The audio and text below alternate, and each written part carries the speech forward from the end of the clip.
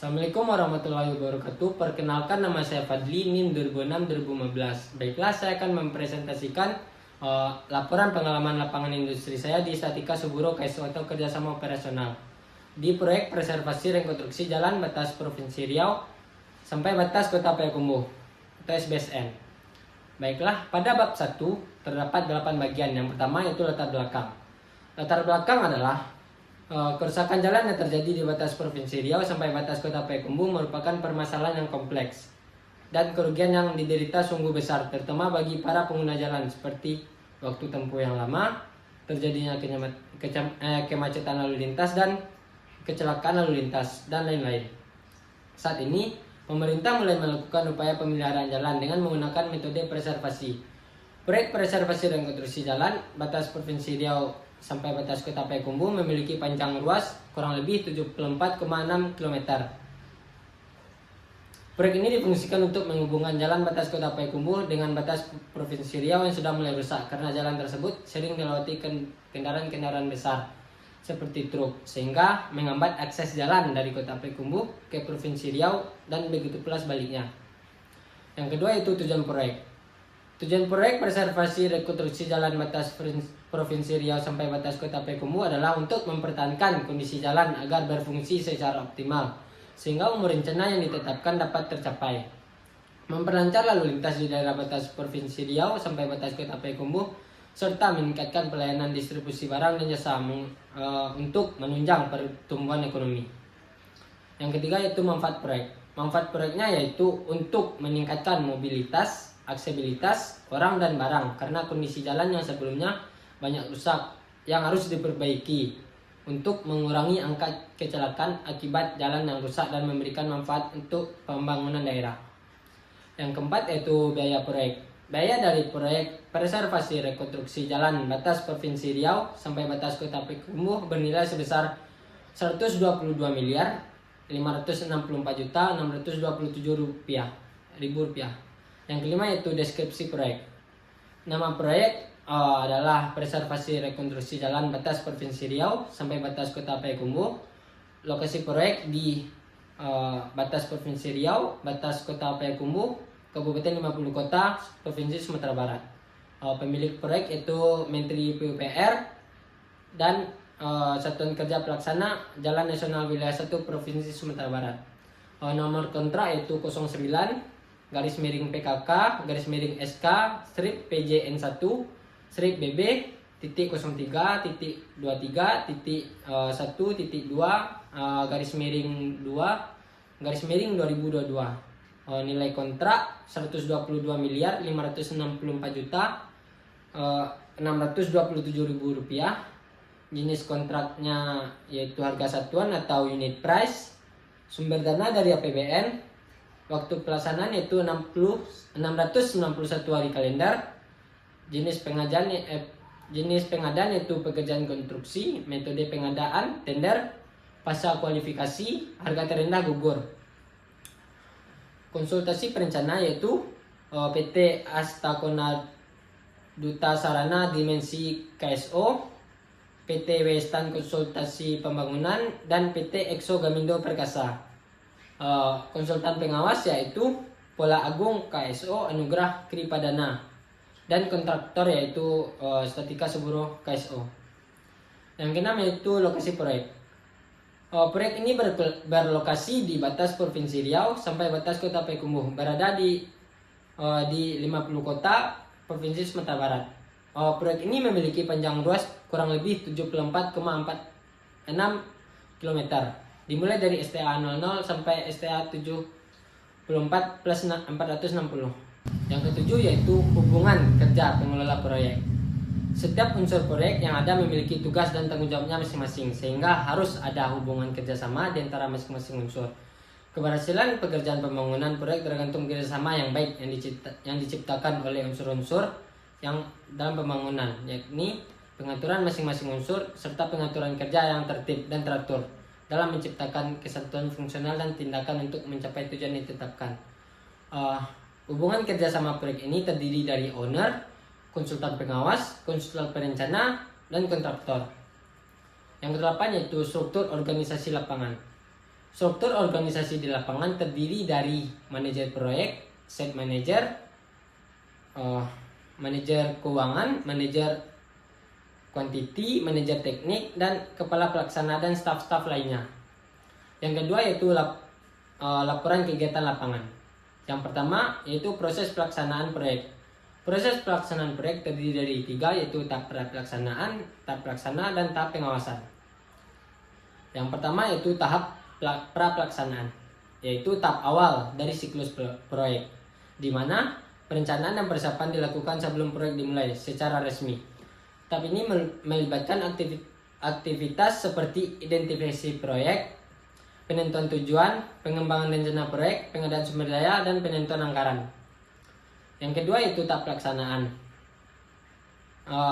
Yang pertama, tahap pelaksanaan terdiri dari beberapa macam. Yang pertama yaitu pekerjaan persiapan, yaitu hal-hal yang dikerjakan dalam pekerjaan persiapan, yaitu survei lokasi dan lingkungan. Yang kedua, pembuatan STA sementara. Yang ketiga, pengukuran ulang dan penggambaran. Yang keempat, pembuatan rambu K3. Yang kelima, pekerjaan mobilisasi. Yang keenam, pemasangan papan nama proyek. Yang ketujuh, pembuatan direksi CAD dan gudang. Yang kedelapan yaitu persiapan sarana kesehatan dan keselamatan atau K3. Yang kedua yaitu pekerjaan pekerasan beton semen, yaitu atau rigid pavement. Perkerasan yang menggunakan semen sebagai bahan pengikatnya terdiri dari atas pelat beton semen yang bersambung atau tulangan yang terletak di lapis pondasi bawah atau tanah dasar tanpa atau dengan lapis permukaan beraspal. Rigid pavement terdiri dari 3 lapisan, yaitu lapisan kelas A, yang kedua lapisan lane concrete atau lantai kerja, yang ketiga yaitu rigid. Selanjutnya yaitu rigid pavement menggunakan besi sebagai tulangan, yaitu besi dowel dan besi tibar. Alat-alat yang digunakan dalam pekerjaan rigid pavement yaitu truk mixer, concrete vibrator, concrete truss crate, water tank truck, motor grader, dan concrete cutter.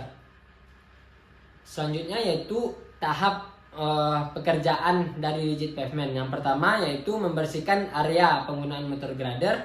Yang kedua, dropping material LPA kelas A. Material kelas A memiliki tebal 15 cm.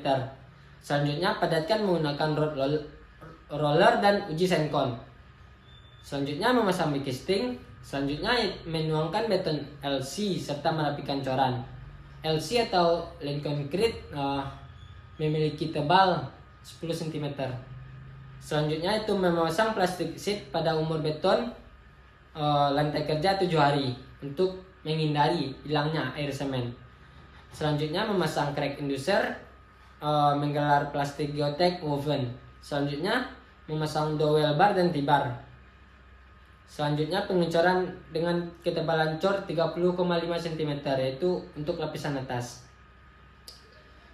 Setelah dicor, adukan akan diratakan menggunakan getaran atau concrete vibrator. Selanjutnya membuat alloy beton atau grooving tool dan karing beton. Mengcutting beton menggunakan concrete cutter. Yang terakhir itu mengisi celah hasil cutting beton menggunakan join sealan. Yang ketiga yaitu pekerjaan bahu jalan. Pekerjaan bahu jalan sama dengan pekerjaan rigid pavement.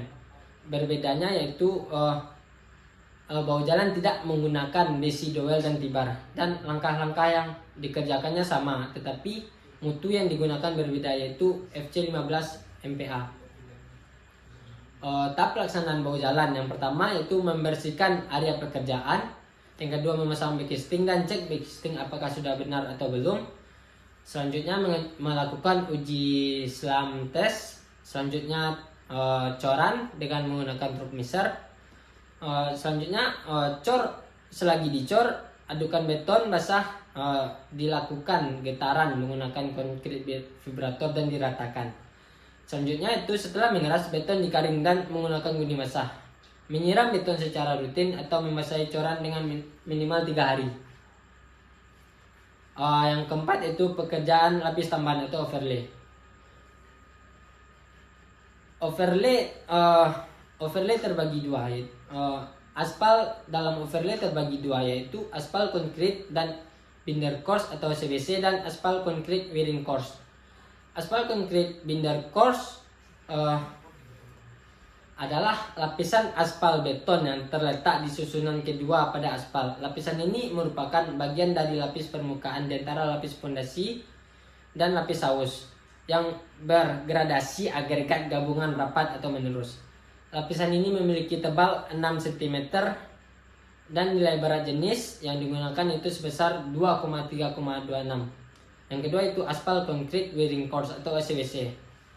Lapisan struktur kekerasan yang terletak paling atas dan berfungsi sebagai lapisan wearing course. Lapisan ini memiliki tebal 4 cm dan berat jenis aspal yang digunakan yaitu sebesar 2,311. Selanjutnya yaitu pekerjaan overlay terbagi dua, yaitu overlay mayor dan overlay minor.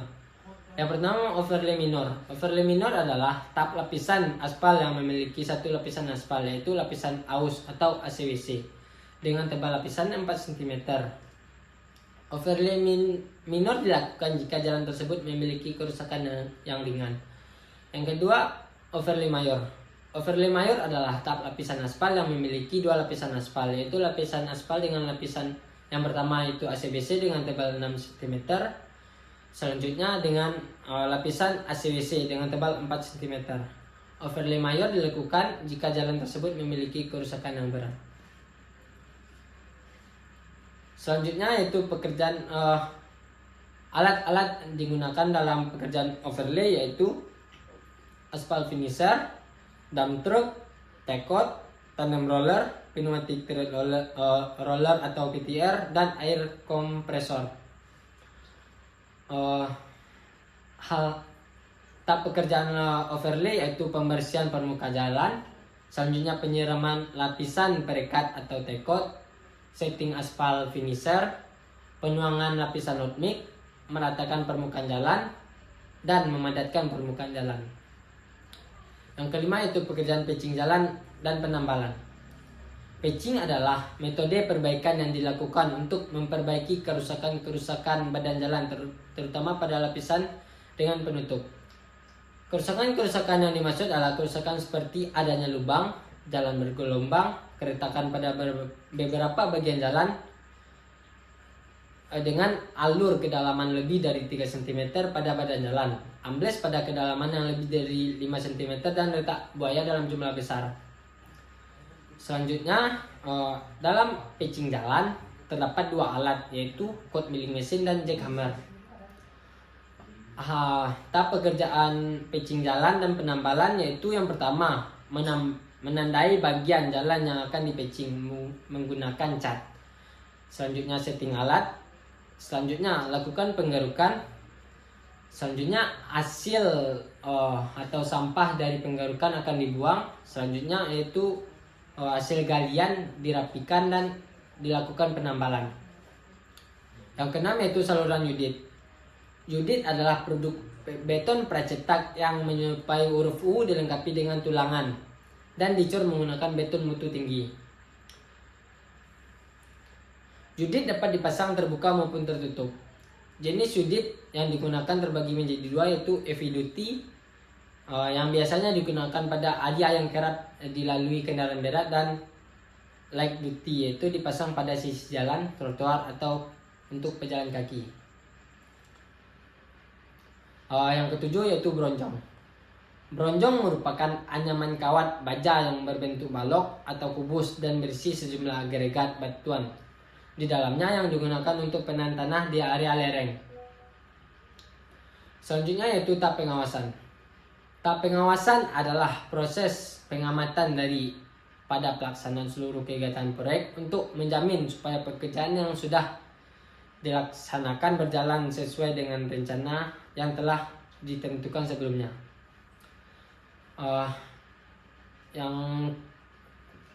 Selanjutnya yaitu penemuan menarik. Semua hal yang ditemui di proyek adalah menarik karena di dalam proyek pekerjaan di dalam proyek tidak ditemui di perkuliahan atau jarang ditemui. Contohnya itu mesin-mesin yang digunakan adalah mesin-mesin yang canggih sehingga bisa bekerja dengan cepat. Dalam penemuan menarik saya, yang pertama yaitu pemadatan lapisan aspal. Pemadatan aspal yang dilakukan memiliki 3 tahap pemadatan, yaitu pemadatan awal, pemadatan kedua, dan pemadatan akhir. Tetapi pada proyek pemadatan yang dilakukan hanya 2, yaitu pemadatan awal dan pemadatan kedua. Pemadatan 3 tidak dilakukan karena keadaan jalan dalam sesudah pemadatan kedua sudah memadai dan layak digunakan. Pemadatan 3 bisa dilakukan jika pemadatan 2 belum sesuai atau belum memadai dan suhu aspal yang masih bisa dilakukan penggilasan sehingga tidak terjadinya retak. Yang kedua yaitu analisis perhitungan suhu aspal earthmix. Suhu aspal yang digunakan untuk penggilingan yaitu harus di atas 100 derajat Celcius. Jika suhu aspal kurang dari 100 derajat Celcius, maka akan dilakukan pemanasan menggunakan aspal finisher. Ada faktor yang mempengaruhi suhu pada aspal, yaitu waktu tempuh aspal ke lokasi pekerjaan, dan yang kedua yaitu cuaca. Yang ketiga yaitu bab 3 yaitu penutup. Bab 3 penutup terdapat kesimpulan dasaran. Selama melaksanakan PLI, kami dapat memahami bahwa pekerjaan proyek adalah proyek yang dilakukan sesuai dengan schedule yang direncanakan. Adapun masalah yang dihadapi oleh pihak kontraktor seperti kondisi cuaca yang tidak memungkinkan untuk melaksanakan proyek, dan itu dapat diatasi oleh pihak kontraktor dengan baik. Maka dari itu bisa dipastikan manajemen konstruksi dari pihak kontraktor telah direncanakan dengan sangat baik, sehingga proyek dapat berjalan dengan sesuai rencana dan masalah yang dihadapi dapat diatasi. Baiklah, itu yang dapat saya sampaikan pada kesempatan kali ini. Kalau ada salah dan jaganya, saya mohon maaf. Saya sudahi dengan wabillahi taufiq wal hidayah. Assalamualaikum warahmatullahi wabarakatuh.